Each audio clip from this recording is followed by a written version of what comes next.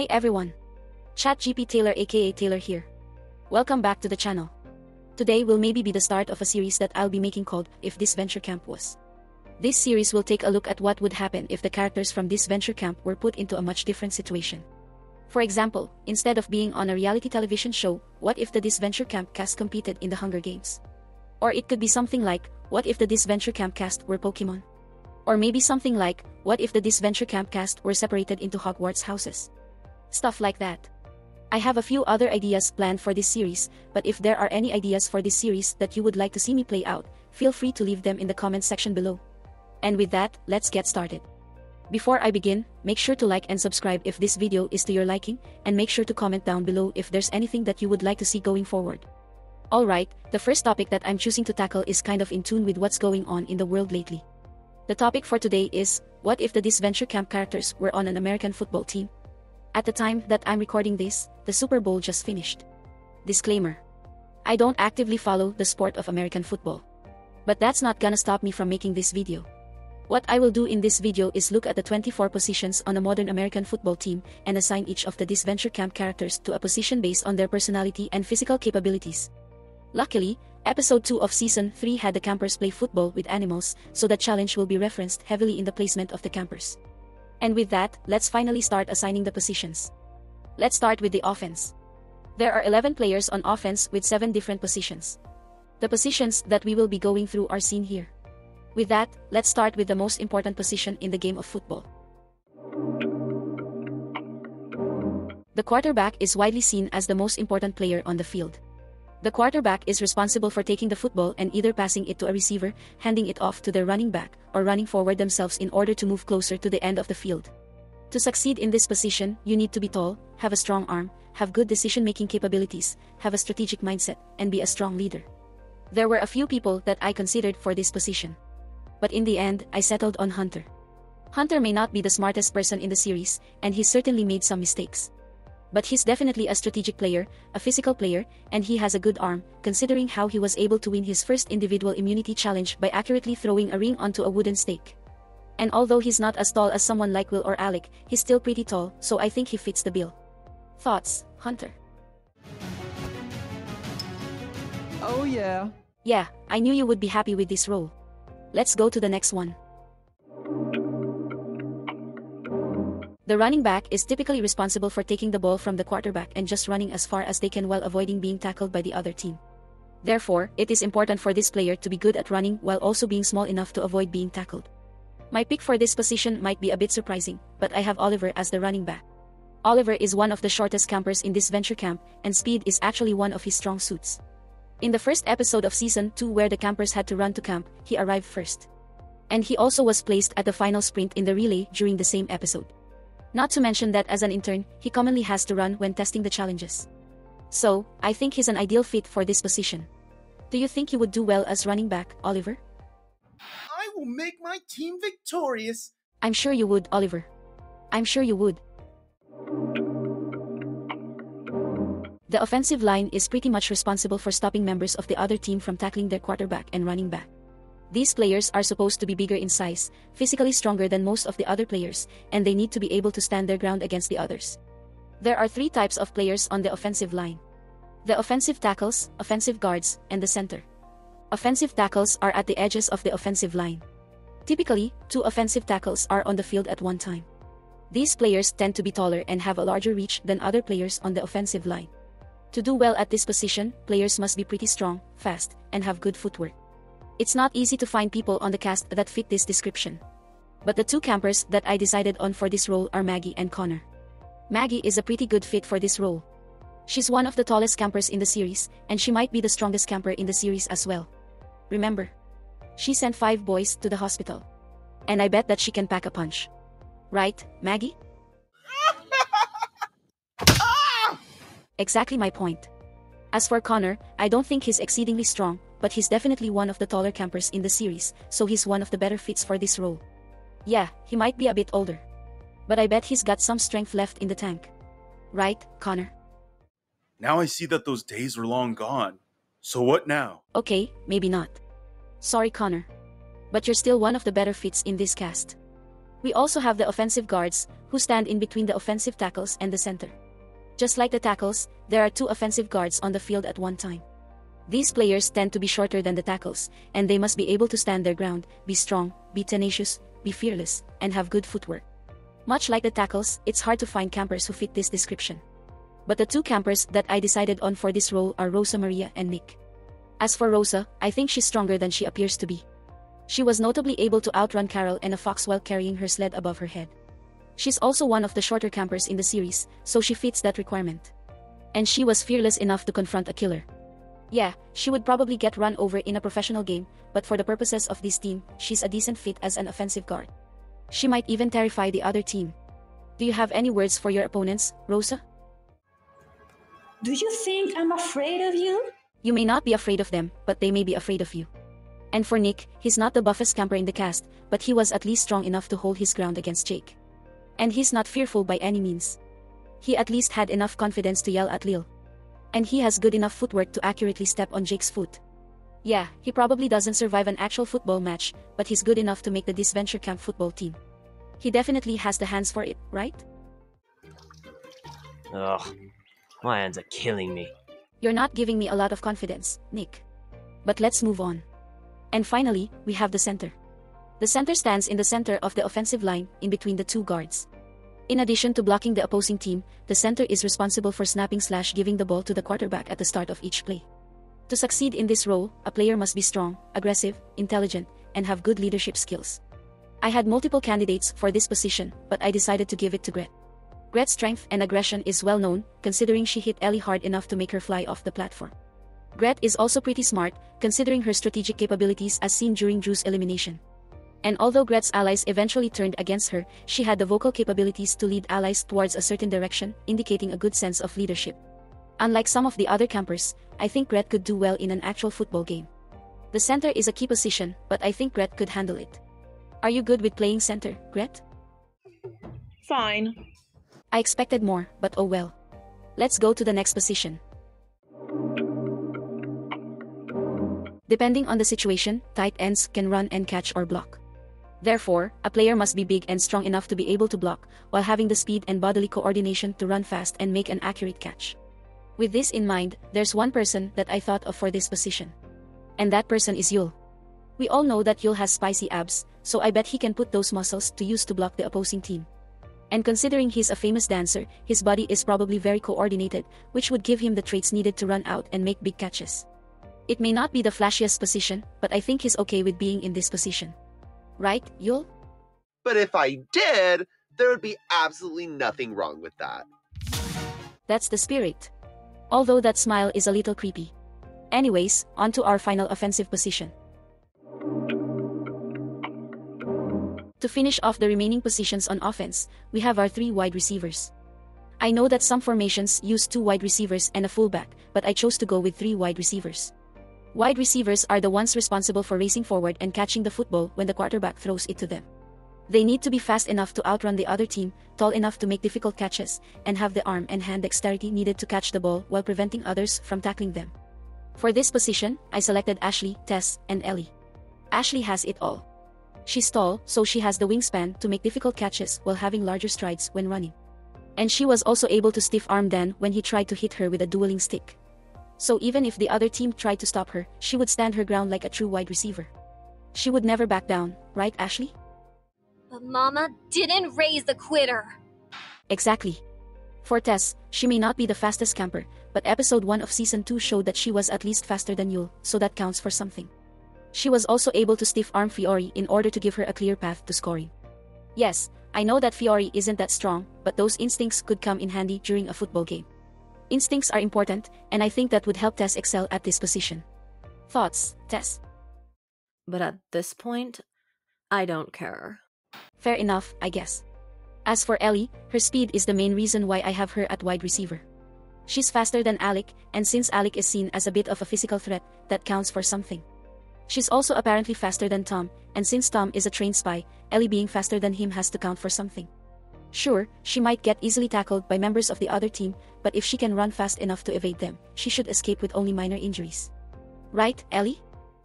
Wait, what did you say? Sorry, Ellie, no time to repeat myself.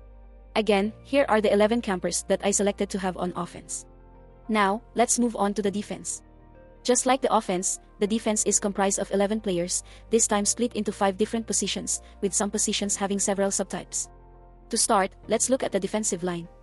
Depending on the strategy used by the football team, the defensive line can have either 3 or 4 players. For this team, I'll have 4 players on the defensive line.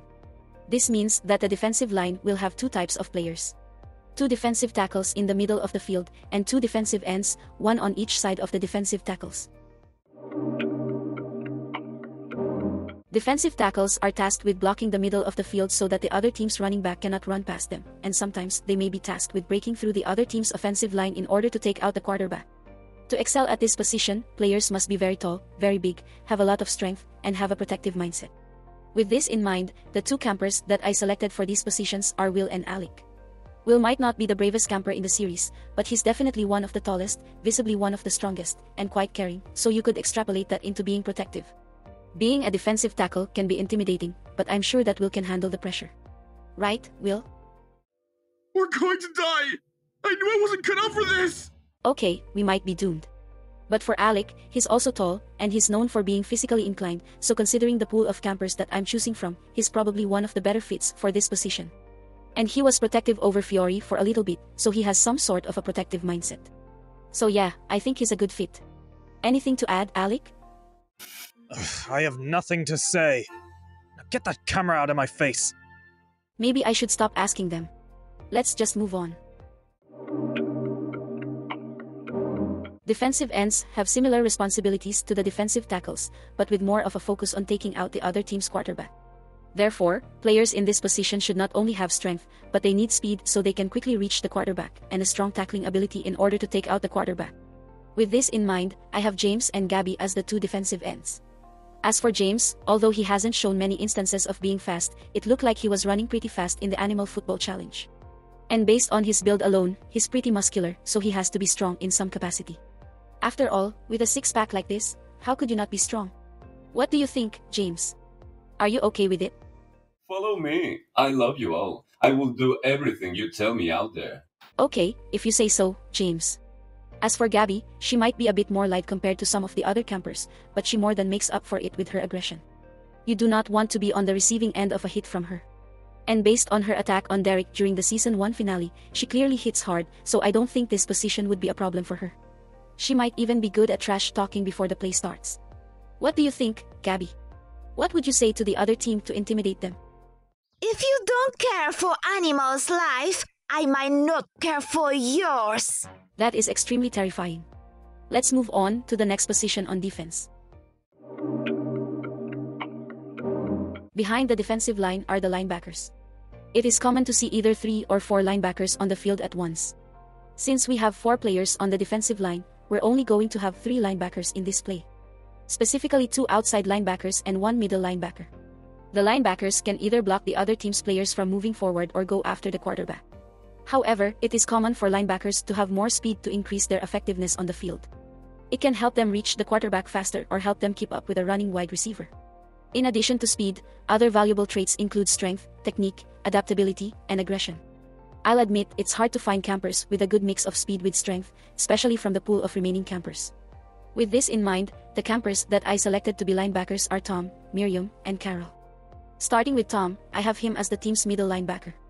From what I've read, the difference between the middle linebacker and the outside linebackers is that the middle linebacker is seen as the quarterback of the defense. Therefore, middle linebackers must have good vision and leadership skills in order to properly direct their team against the offense. Tom is kind of an ideal athlete in general. Due to his spy training, I would assume that his physical capabilities are above average relative to the cast, giving him strength, speed, and adaptability.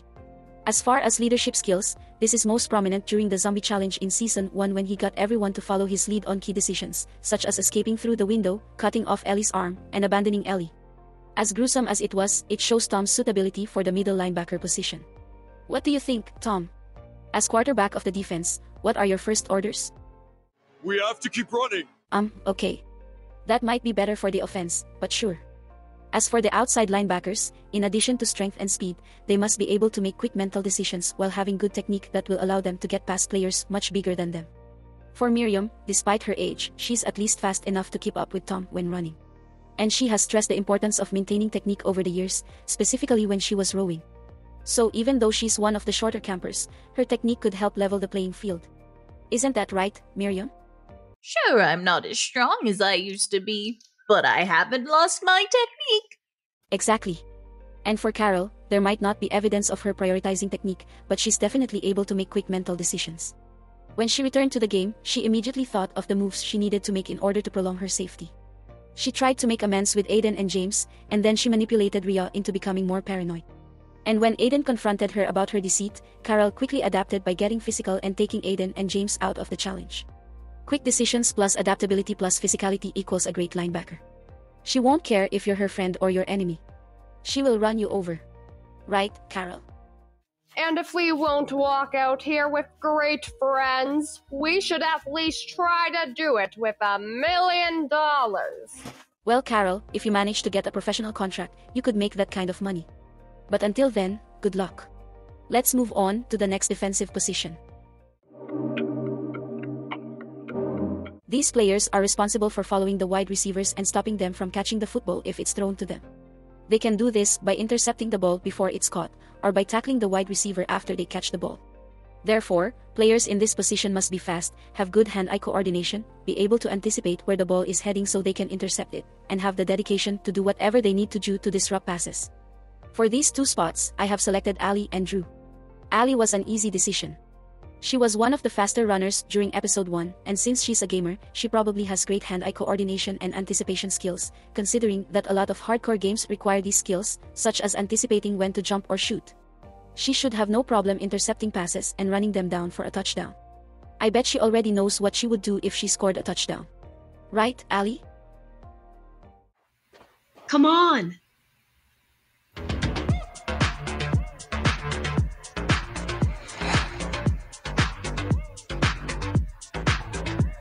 That's oddly fitting.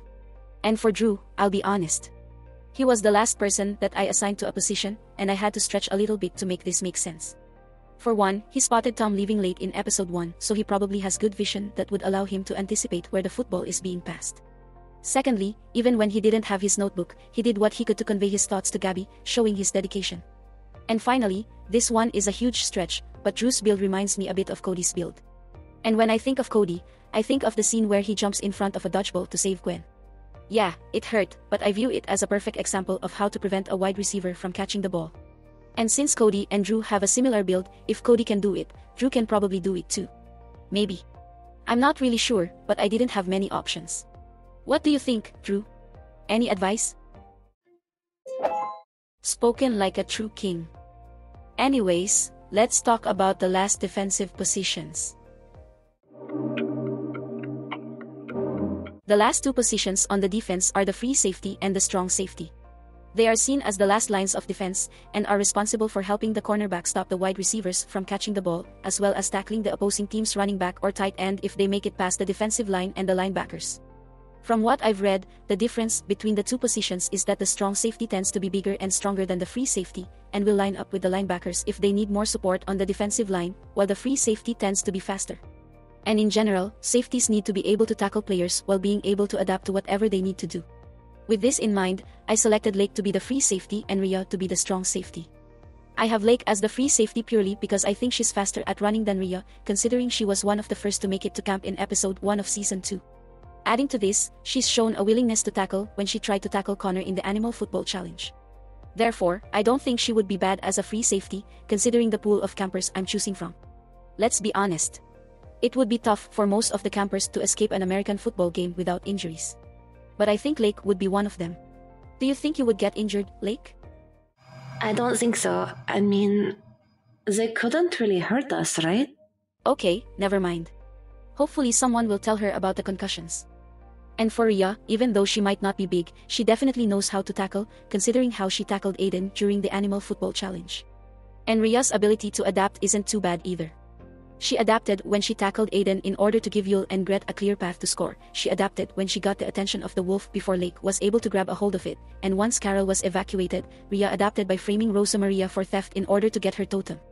It's these kinds of mental gymnastics that make Rhea a decent fit for strong safety. And if she manages to intercept the ball, I have complete confidence that she will be able to run down the field as fast as she can. Wouldn't you agree, Rhea? What did I say? Outrunning a wolf. Impressive. You definitely made the cut, Rhea. And that does it for the players on defense. But we're not done yet. There are still 2 positions that need to be filled, and both of these positions are a part of the special teams. These 2 positions are the punter and the kicker. The punter's job is basically to kick the ball as far down the field as they possibly can. At least, most of the time. I know that they can kick it short for onside kicks, but I won't get into that. At the very least, the team's punter needs to have a strong leg and they must be able to kick really hard. With this in mind, I think the perfect camper is Jake. And this is solely based off of him kneeing Nick in the Kiwis during the dueling challenge. Yes, I know that was a knee and not a kick, but it still required leg strength. And that's good enough for me. Don't worry, Jake. I'm not going to put you in a position to fail. I played to your strengths and gave you a good position. Got it? It's good to feel like someone's listening. I completely agree, Jake. I completely agree. Now without further ado, let's talk about the final position. And finally, we have the kicker. As the name suggests, the kicker needs to be able to kick. But the kicker also needs to be able to remain calm under pressure in order to accurately kick the ball in between the 2 yellow posts in order to score field goals and extra points. And based on this, I have Lil as the team's kicker. There aren't many scenes of the campers kicking things, and aside from Jake, Lil is the only one that I can remember having a scene where she kicks. Which is when she kicks Gabby during the duel challenge in order to disorient her. And as for staying calm under pressure, I just don't think that Jake is good at that. For obvious reasons. So, Lil has to be the better fit for that role. And I'm sure Lil would agree. I knew it! I told you! Don't worry, Lil. I know that the team trusts you in this position. And with that, we're done. We now have our full Disventure Camp American football team. I'm just lucky that there were enough campers to choose from. With 24 spots and only 28 campers to choose from, I was cutting it close. Oh, and one more thing. I'm sorry to Dan, Aiden, Kai, and Fiore for not making it on the team. I just didn't think that Dan was strong enough to make a difference. Aiden hasn't shown too much athletic prowess, Kai is probably too passive to want to play football, and Fiore couldn't hold her own against a goat, so she's probably not strong enough to survive being tackled. But hey, maybe they can find other roles on the team. Maybe Dan can put his intelligence towards being a decent head coach. Maybe because Aiden is so used to jumping to conclusions, he can teach Drew how to jump and become a better cornerback. Maybe Kai's tranquil words and mindset can help calm the team down after a tough loss. And maybe Fiore lightweight will allow her to be a substitute football when needed. Hey, if Miriam can toss Fiore up a flagpole, anyone can. And that about does it for this video. What did you think of the video? Do you agree with my thought process? Do you disagree? Do you want to see similar videos of this kind? Or did this video bore you? Either way, please let me know your thoughts in the comments section below. Thank you very much for watching. Click like if you like the video, click subscribe if you really like the video, and for some ending words of wisdom. It doesn't matter who you are or what activity you do. If you think it could get physical, it never hurts to wear a cup. Because if you don't, you could end up like Nick. Thank you, and farewell.